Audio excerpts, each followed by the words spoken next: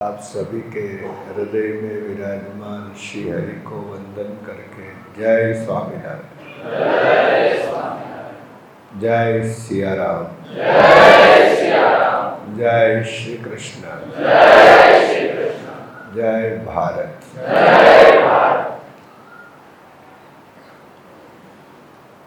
सबसे पहले मैं अर्जुन जी को अभिनंदन दूंगा।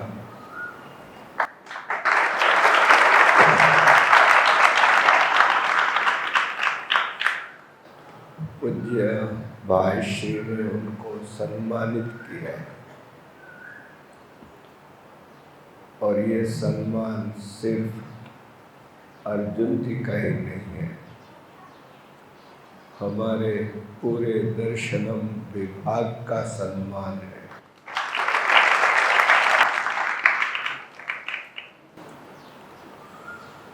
मुझे आनंद है कि इस परिसर में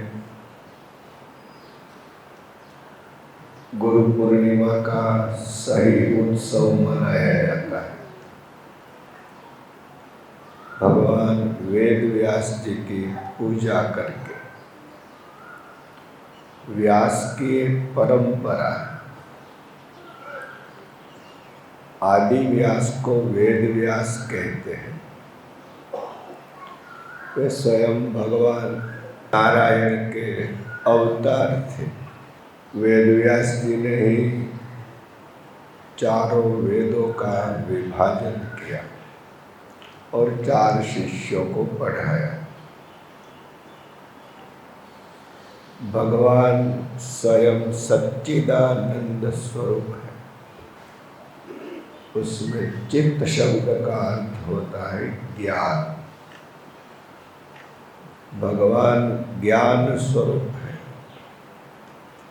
ज्ञान अनादि और अनंत है। इसी प्रकार वेद भी अनादि और अनंत है। वेद को आप समय की सीमा में नहीं बांध सकते हैं। It's beginningless and it's endless, it's eternal. हमारे देश में ज्ञान की महिमा है, धन की उसके बाद आती है। हमारे देश को भारत कहते हैं। भारत का अर्थ भी है, भा मीन्स प्रकाश, प्रकाश अर्थात ज्ञान। जिस देश के निवासी ज्ञान से प्रेम करते हैं, उस देश का नाम भारत है। भारत शब्द में माधुर्य है।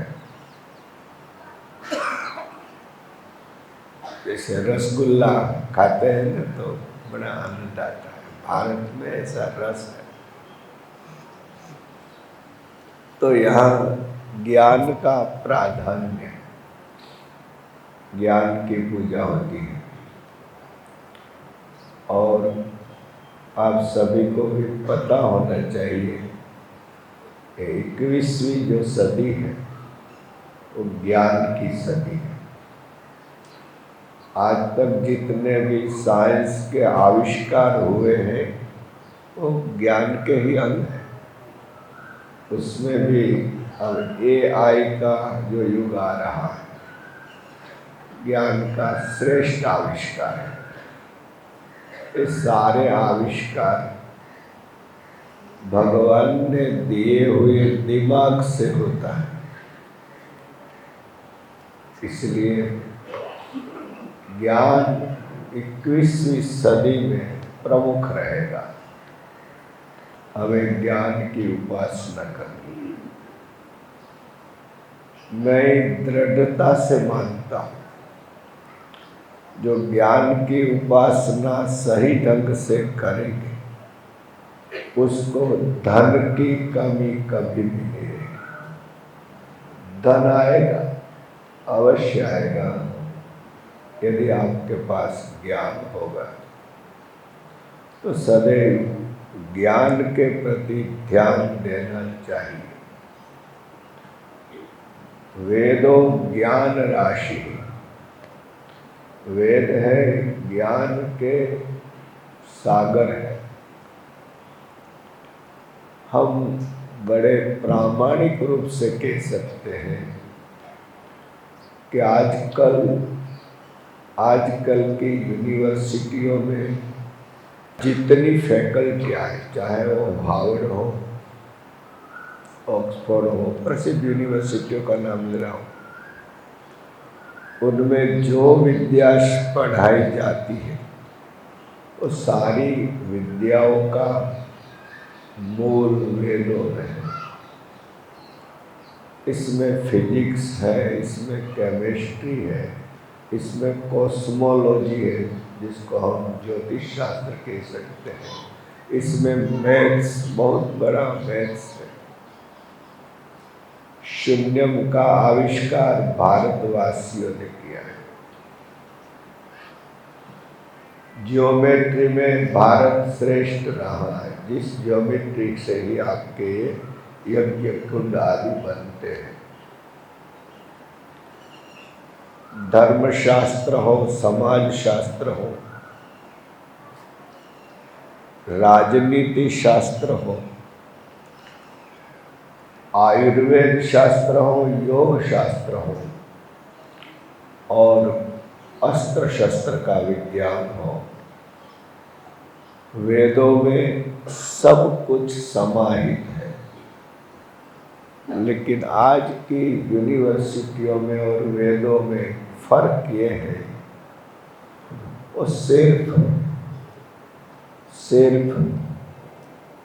ह्यूमन सेंट्रिक, मीन्स मनुष्य सुखी हो, मानव को केंद्र में रख करके चलती है। ये ह्यूमन सेंट्रिक है, वो आत्म केंद्रित नहीं है। Human is not only body, शरीर ही नहीं है। शरीर से ऊपर प्राण है, प्राण से ऊपर मन है, मन से ऊपर बुद्धि है, बुद्धि से ऊपर चैतन्य है। तो हमारा जो वेद विज्ञान है वो आत्म सेंट्रिक है, कॉशियस सेंट्रिक है, आत्म परमात्म केंद्रित है। इसलिए वेद विज्ञान श्रेष्ठ है। सारे ज्ञान विज्ञान की शाखाएं बस हम सुखी हो, हम सुखी हो, मनुष्य सुखी हो, ये सिखाती है। जब वेद हमें अध्यात्म मूलक शिक्षा देते हैं, इसलिए हम कहते हैं, हमारे ऋषि कहते हैं, न सिर्फ मनुष्य, सकल चराचर सृष्टि सुखी हो। ये वेदों की गहराई है आत्मसेंट्रिक होने से। स्पष्ट डिफरेंस आपको समझ लेना चाहिए। एक मनुष्य केंद्रित है, एक आत्म केंद्रित है।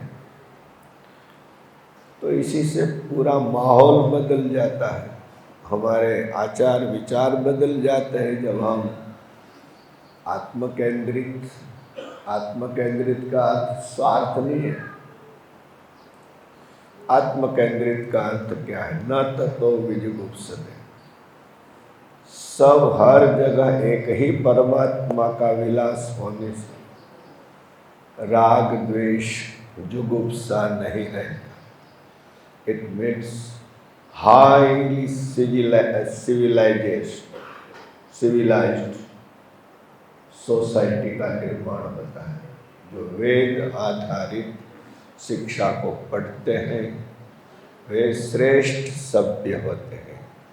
तो हम गौरव से कह सकते हैं भारत की सभ्यता सर्वश्रेष्ठ सभ्यता है विश्व।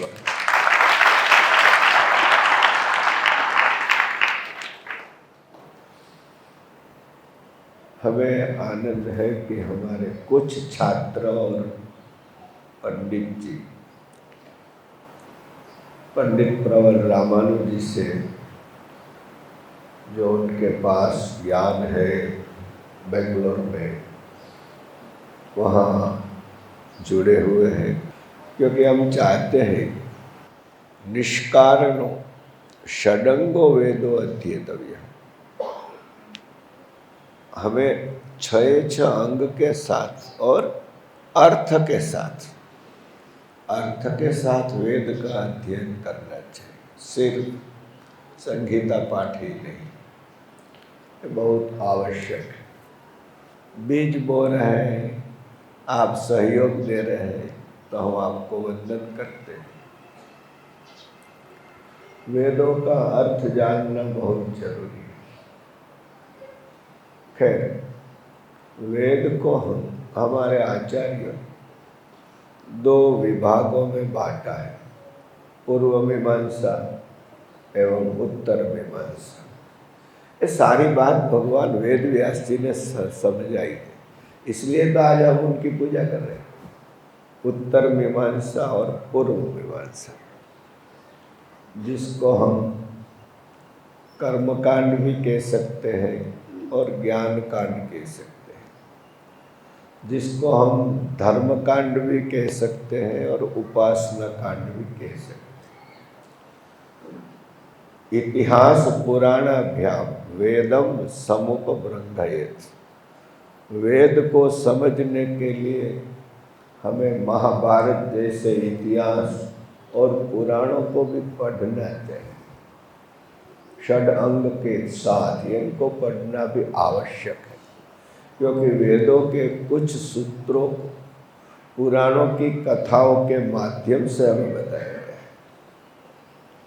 हमें हमारे शास्त्र के प्रति श्रद्धा होनी चाहिए।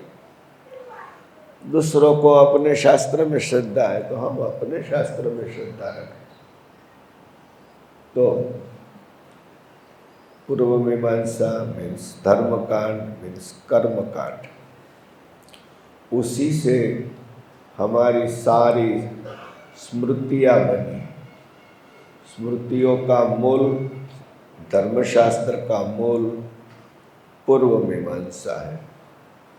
भगवान स्वामी नारायण ने वचनामृत में कहा है कि पहले धर्मनिष्ठा सिद्ध करनी चाहिए, उसके बाद ज्ञान में जाना चाहिए। यदि धर्मनिष्ठा नहीं है तो भिन्न भांडात पयो यथा, जैसे छिद्र वाले घड़े से पानी निकल जाता है, वैसे ही जो धर्म भ्रष्ट है उसमें ज्ञान आएगा भी, लेकिन वो निकल जाएगा।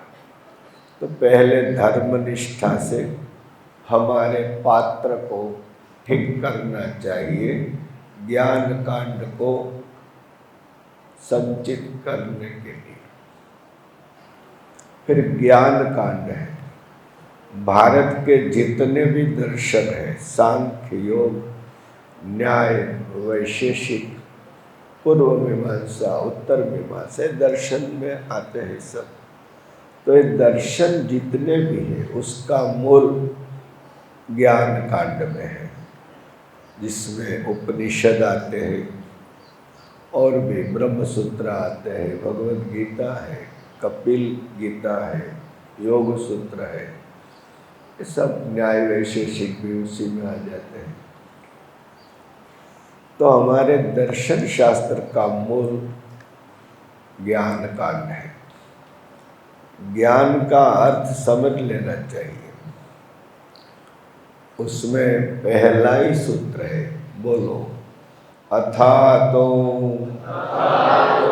ब्रह्म जिज्ञासा, अथातो ब्रह्म जिज्ञासा, अथातो ब्रह्म जिज्ञासा।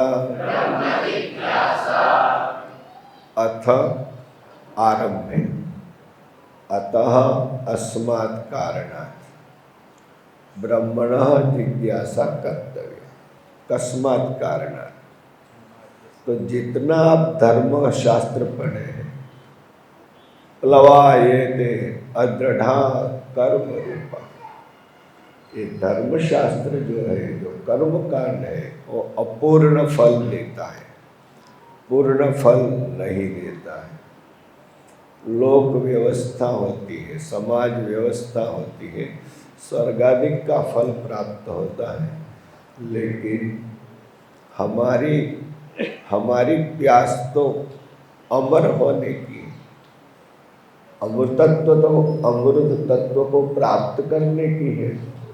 वो सिर्फ धर्मशास्त्र से नहीं मिलेगा।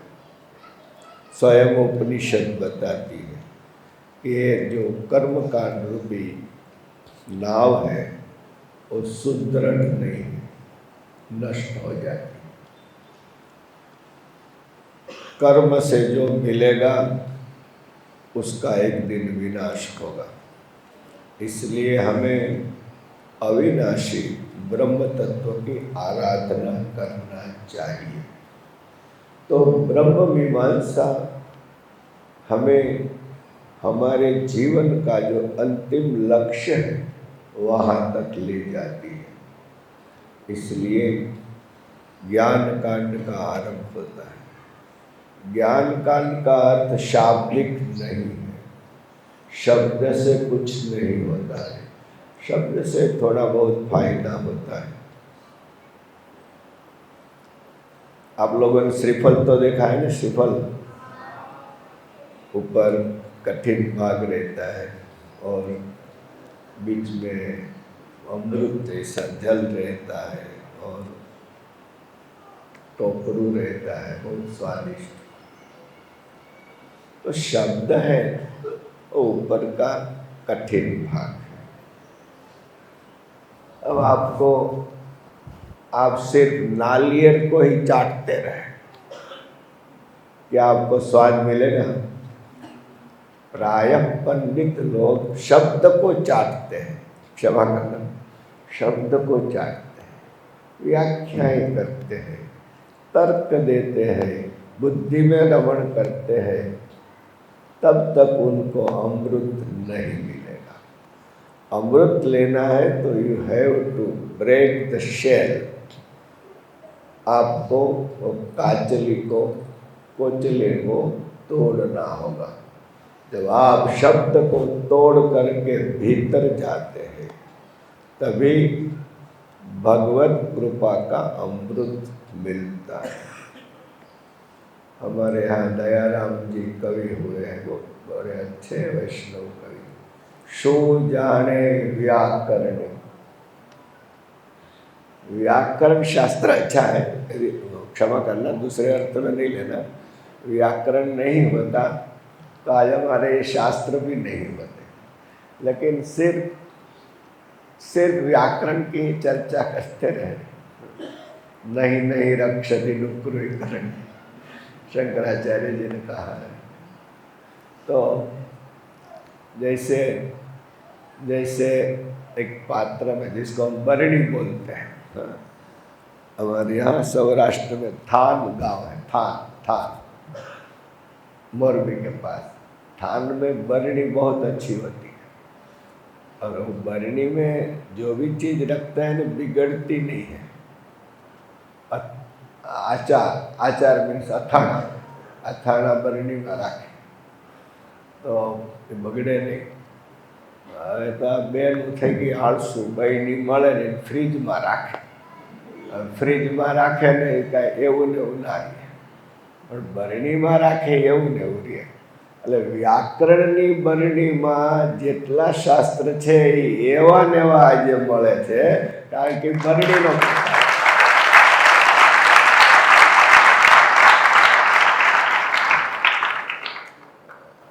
પણ ખાલી બહેની જ હાચવે તો બહેનીમાં कांठा सुधी घी भर्યું છે। और दो पंडित लोग चर्चा करते हो बरनी कैसी है, बहुत सुंदर है, डिजाइन बहुत अच्छी है, ये अच्छा है, वो अच्छा है, घी के सामने देखता ही नहीं है। तो બે પંડિત કરતા એના ઘરવાળા ડાયા નીકળ્યા કે માથાકૂટ મેલો ને શીરો કરો થોડો લાવો ને ઘી लाओ। तो सिर्फ बरणी की चर्चा से बात नहीं बनी। बरणी की उपादेयता है घी की रक्षा करना, लेकिन असल महत्व तो घी का है। तो वहाँ तक यदि जाना है तो हमें बरणी को खोलना होगा, वैसे ही शब्द को खोलना होगा। शब्द को खोलना का मतलब क्या है? व्याख्या करना है? नहीं। उपनिषद का अर्थ क्या है? उपनिषद ज्ञान दान का महत्वपूर्ण ग्रंथ है, चारों वेदों का सार है।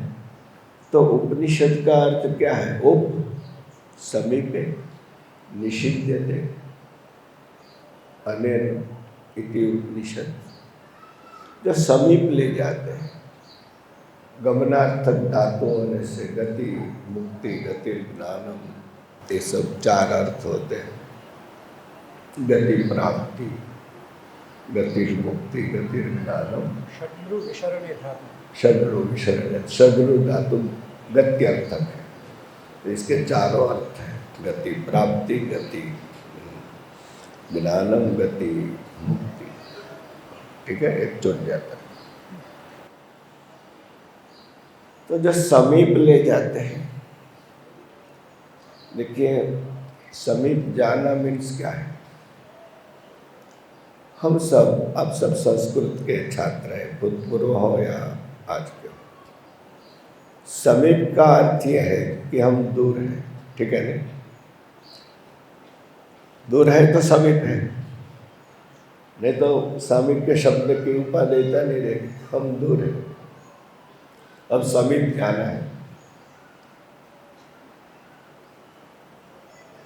आपको पता होना चाहिए सामीप्य किसी के साथ होता है। तो सामीप्य क्या है? सच्चिदानंद ब्रह्म है, परम तत्व आनंद पूर्ण भगवान, उनका सामीप्य है। और सामीप्य में ही आनंद है। जितने दूर जाते हैं इतने दुखी होते हैं। अथ यह एतस्मिन् उदरमंतरं कुरुते अथ तस्य भयं भवति।